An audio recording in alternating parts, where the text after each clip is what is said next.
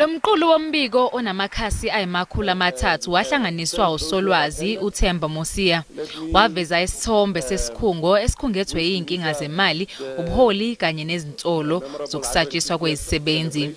Lo mbiko waphakamisa ukuba kususwe umkhandlu owengamele le nyuvesi. The institution really runs the danger, one, of losing its reputation and even actually going down. So I'm very determined that also we act very soon to take the necessary decision on what needs to happen to address these challenges so that UNISA can have another 150 years. Iphini likaMengameli uPaul Mashatile wethule inkulumo kulomgubho uthi lesi sikhungo kumele sinikwe ukwesekwa okwefanele ukuze sixazulule lezi inkinga. As we set new goals, we must work together to resolve existential challenges such as the following: continued lack of access to quality education, that's still a big challenge in our country.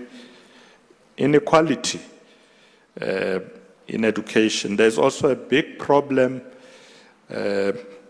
Minister Nzimande, of high dropout rates. So we need to deal with that.